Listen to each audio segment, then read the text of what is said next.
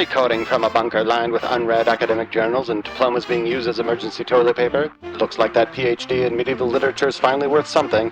It's your host, Donovan.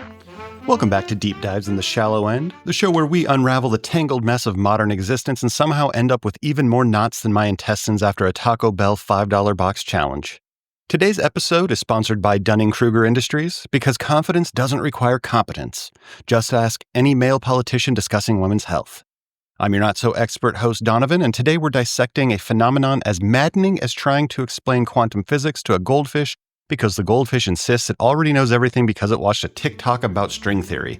This is all about the death of expertise. Deep dives in the shallow end. Deep dives in the shallow end. Let me paint you a picture backed by actual research. You know, that thing people used to do before they just started feeling facts into existence? In 1999, David Dunning and Justin Kruger published their landmark study in the Journal of Personality and Social Psychology. I know, it's hard to trust a scientist named Justin, but put that aside. These scientists found that people who performed in the bottom quartile on tests of humor, grammar, and logic scored in the 62nd percentile in their perceived ability. That's right, the worse they were, the better they thought they were. It's like nature's cruel version of a participation trophy, except instead of getting a plastic medal, you get the unshakable confidence of a mediocre white man explaining physics to a female NASA scientist. Or at least that's what I would probably do if I could improve myself to a level of mediocrity and attract the attention of a woman. Any woman. But this study has been replicated countless times across different fields and cultures.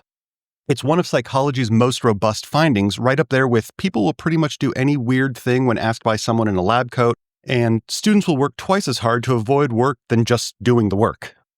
People today are like the intellectual equivalent of those fainting goats. The moment they get scared, they just lock up and fall over. Except instead of fear, it's knowledge that makes people freeze. Show someone actual data that contradicts their beliefs, and watch them topple right over into cognitive dissonance faster than my mom into the community pool after her fifth Harvey Wallbanger at the neighborhood barbecue. And let me tell you, nothing says I'm right about vaccines quite like someone whose primary source of medical information is their aunt's prayer group. Think about it. Socrates, one of history's greatest philosophers, famously said, "I know that I know nothing." Meanwhile, Karen from Facebook knows exactly how to solve the Middle East crisis, climate change, and why your chakras need realignment, all before her morning kale smoothie. If Socrates were alive today, he'd probably take one look at Twitter and order a tall hemlock cocktail, stirred, as he's already sufficiently shaken by humanity's descent into intellectual bankruptcy. And remember when teachers said, "Don't cite Wikipedia as a source"? Those same teachers are now watching in horror as their students cite TikTok dance videos as primary sources for their dissertations. According to @BussinBabyGirl's interpretive dance about the Civil War, Sherman's March was actually just a vibe check. We've devolved from Wikipedia may not be a reliable source to, well, at least it's not a Reddit thread. That said, a 2005 study in Nature found that Wikipedia's accuracy rivaled Encyclopedia Britannica's in scientific entries. But that's like saying your drunk uncle is as reliable as your slightly tipsy aunt at Thanksgiving dinner. The bar isn't exactly stratospheric here, and both of them maintain the Earth is 6,000 years old and dinosaur bones were planted by Satan to test our faith. The modern Wikipedia warrior is a special breed. They've mastered the art of skimming the first paragraph of a Wikipedia article and emerging with the confidence of a person who's memorized the Library of Alexandria despite having the reading comprehension of a concussed hamster. They're like Icarus, flying too close to the sun of knowledge, except instead of wax wings, they're powered by misquoted statistics and half-remembered claims from a Joe Rogan podcast where he interviewed a guy who read a book about quantum physics while microdosing on mushrooms grown in Alex Jones' basement. And let's not forget the edit wars. Somewhere right now, there's a heated battle between a distinguished professor with 3 PhDs and a teenager named Danklord420 over whether the moon landing was fake. The professor prevents peer-reviewed research and primary sources. Danklord420 responds with, "LOL, your mom's gay," and somehow gets more supporters. It's like watching civilization and the rules of grammar collapse in real time. Wikipedia actually tracks these edit wars. Some of the longest-running disputes include whether Chopin was French or Polish. He was both, much like how I'm both depressed and anxious. Whether Star Trek's Captain James T. Kirk's middle name is Tiberius. It is, but try telling that to the diehards, some of whom insist it's Thundercock. And whether birds are technically dinosaurs. The last one got so heated that paleontologists actually had to be called in to mediate. Imagine getting your PhD in paleontology only to end up as a referee in a digital slap fight between idiots. Although I suppose it's better than what most PhDs have to do. Become baristas while picking up the odd class or two at a local junior college explaining Proust to students who think Remembrance of Things Past is a Taylor Swift album. The real tragedy isn't just that people think they're experts after reading Wikipedia, it's that they stop reading right when it gets interesting. They're like tourists who visit Paris and only take selfies with the Eiffel Tower from the parking lot. Yep, I've experienced French culture. Now where's the nearest McDonald's? And by the way, if you ever find yourself in that situation, you have a lot of options. If you want to head into the 15th arrondissement, the closest is on Boulevard de Grenelle. But if you want to head back into the 16th, there's one on Rue de Passy. But if you really want to synergize your cultural ignorance with peak American efficiency, head to the Arc de Triomphe, where you'll find two McDonald's within a stone's throw of each other, just waiting to spread freedom, heart disease, and the illusion of cultural understanding. But let's head back to the good old US of A, land of the free and home of the I know better than you because I watched a 30-second Instagram reel. Richard Hofstadter, in the 1963 book Anti-Intellectualism in American Life, traced our proud tradition of telling smart people to shut up. It's basically our national pastime right after baseball and pretending we understand the Electoral College. Hofstadter actually won the Pulitzer Prize for this book, which is ironic considering how it's about Americans' distrust of intellectual achievement. It's like how I hope to one day win a gold medal in explaining why the Olympics are a waste of time at best and an economic and human rights disaster at worst. Like if Fire Festival had a baby with a military coup, but with sexy spandex outfits. But Hofstadter identified three main strains of American anti-intellectualism: evangelical religious ideals, populist political movements, and the cult of practicality in business. It's like a three-layer cake of ignorance thinly frosted with common sense and decorated with, well, that's just your opinion. And it's served at every family gathering where your uncle explains how climate change isn't real because it snowed last winter in Texas. Part of this comes from the fact that Americans have always loved the self-made man, the practical genius, the guy who learned everything he knows from the School of Hard Knocks, which, by the way, is only accredited online, not regionally, but you can still spend your whole GI Bill there while getting bombarded with more spam than a Hawaiian restaurant's dumpster. I mean, think about it. We celebrate Benjamin Franklin, but modern Benjamin Franklins would be dismissed as elite coastal intellectuals for daring to read books and do science. Poor Ben would probably be canceled for flying a kite in a thunderstorm. Fake news, lightning isn't real, it's just God snapping a few selfies. And Franklin, by the way, was the original American polymath. Writer, diplomat, inventor, alleged syphilitic, all the good ones, all the hits. He was also a bit of a weirdo, but my kind of weirdo. This man actually wrote an essay suggesting that farts should be made to smell pleasant for the benefit of mankind. He called this essay Fart Proudly. I am not making this up. This is the same guy who helped pen the Declaration of Independence. Speaking of which, let's talk a bit about Thomas Jefferson, who wrote to John Adams, "I cannot live without books." Today, he'd be that guy with a Kindle full of unread self-help books and James Patterson novels, pretending he's going to get to them right after he finishes binge-watching The Real Housewives of Colonial Virginia and doom-scrolling through British T-Tax memes. The irony is that our founding fathers were the intellectual elite of their time. They read Latin and Greek, studied philosophy, and engaged in lengthy written debates about governance. You know, total sausage fest material. We've gone from give me liberty or give me death to give me likes or give me notifications faster than you can say constitutional crisis. Speaking of notifications, did you know that the average American checks their phone 344 times a day? That's roughly once every 4 minutes during waking hours.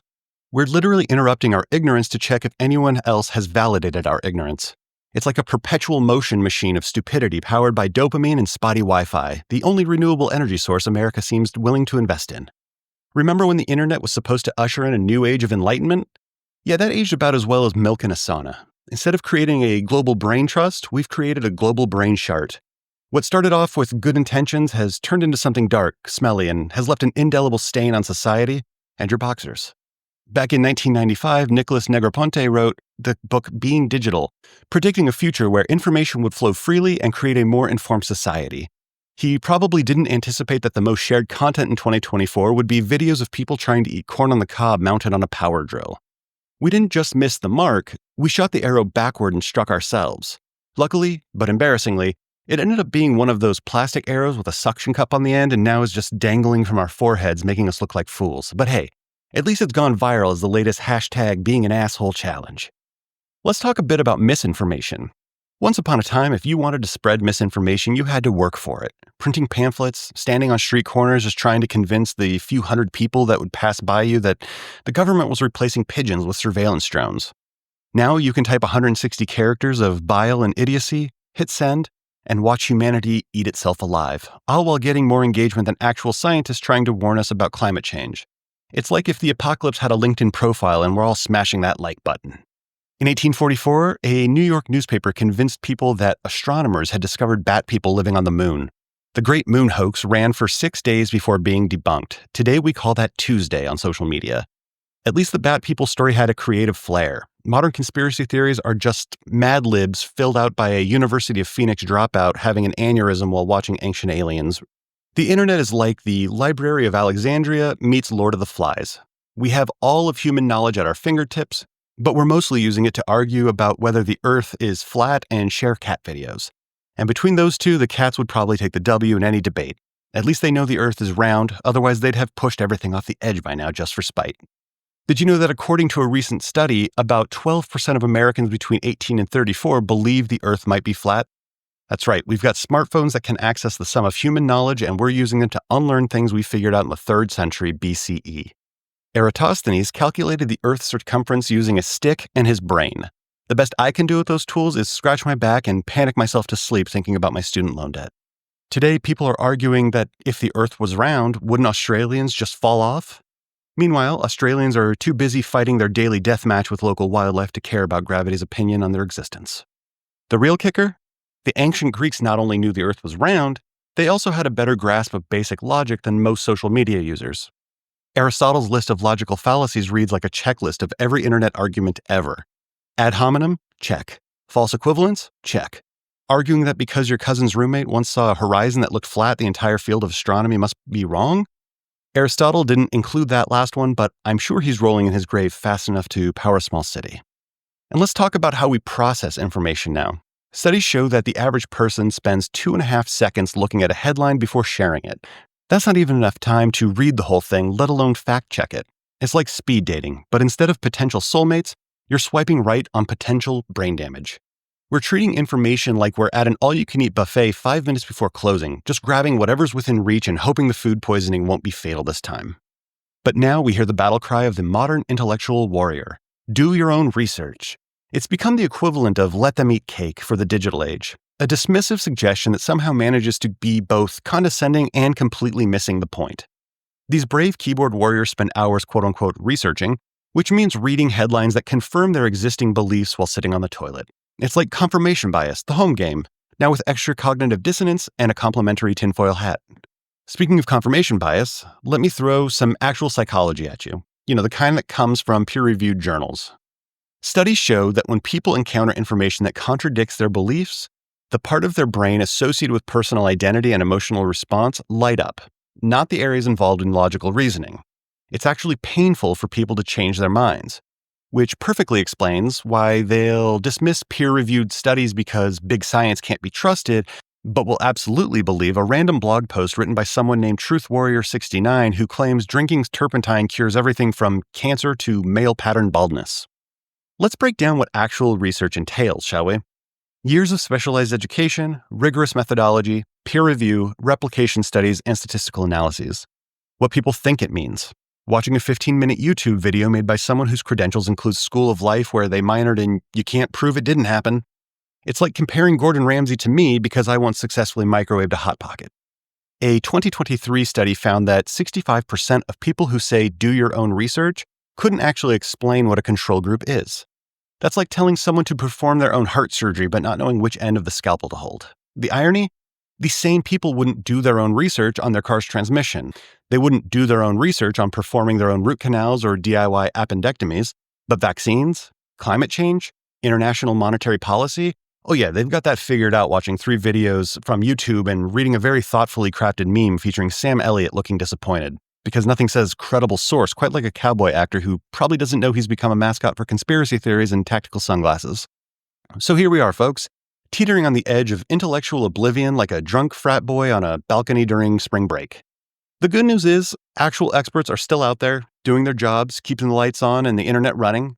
The bad news? They're probably updating their resumes to become influencers because that's where the real money is. And I can't blame them. Why spend 12 years getting a PhD when you could make more money doing interpretive dances about quantum physics while promoting Sugar Bear hair gummies? In fact, did you know the average research scientist makes about $80,000 a year, while a moderately successful TikTok influencer can make that in a month? We are quite literally incentivizing people to abandon the lab coat for ring lights. Soon, we're going to see CERN converted from a hub for groundbreaking physics to the hottest new influencer house. The Large Hadron Collider will be rebranded as the Big Bang Challenge, sponsored by Bang Energy Drinks and Squarespace. So, let's pour one out for all the scientists who spent decades studying viruses, only to be outsmarted by someone who once read the back of a Lysol bottle and thinks essential oils are the antidote for everything other than their chronic inability to mind their own business. It's like watching a chess grandmaster lose to a pigeon. The pigeon just knocks over all the pieces, shits on the board, and struts around like the cock of the walk. And look, I'm not saying we should all become experts just to have an opinion. That's impossible. And trust me, as someone who can barely operate a can opener without turning it into an emergency room visit, I get it. But maybe, just maybe, we could try something revolutionary, admitting when we don't know something. I know it sounds crazy, like suggesting we read past headlines or fact-check before sharing, but hear me out on this radical proposition. Let's start a revolution of reasonable doubt. Imagine a world where people say, you know what? I don't know enough about immunology to challenge the entire medical establishment. Imagine social media posts that begin with, this isn't my field, but... And while we're at it, let's imagine a world where I have an A1C that's under 10. A guy can hope. But that hope will only get us so far. According to that MIT study I mentioned, false news spreads 6 times faster than true news on social media. We're like a species-wide game of telephone, except instead of purple monkey dishwasher, we're ending up with vaccines contain 5G microchips controlled by Bill Gates. And you know what? Maybe it's time we hung up that phone. So here's your homework, fellow travelers in this cosmic joke. Next time you're about to share that article about how birds don't exist or how Jewish space lasers are causing wildfires, take a breath.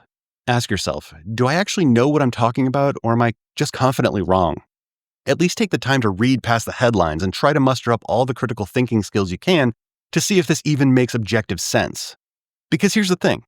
Expertise isn't dead. It's just being drowned out by the noise of a million keyboards typing, well, actually, in unison. And we can change that, and we really must change that. We don't want our best sources of medical information to come from lawyers turned politicians who have somehow turned medicine and basic healthcare into political fodder buttressed by religious fervor. There's a perfectly acceptable place for that, your place of worship and home, not in legislation and hospitals. Well, that's all for this week's episode of Deep Dives in the Shallow End. Remember to like, share, and subscribe because people who do so have been found to lower their cholesterol by 20%. And if you're wondering about the credibility of this episode, just know that I did all my own research and it has been peer-reviewed by my wife skimming it right after getting up from a nap. She offered no corrections, which in academic terms is what we call tacit approval. And in marriage terms, it's what we call weapons-grade indifference. If you enjoyed this episode, feel free to leave a comment explaining why I'm wrong about everything, but you better bring your sources.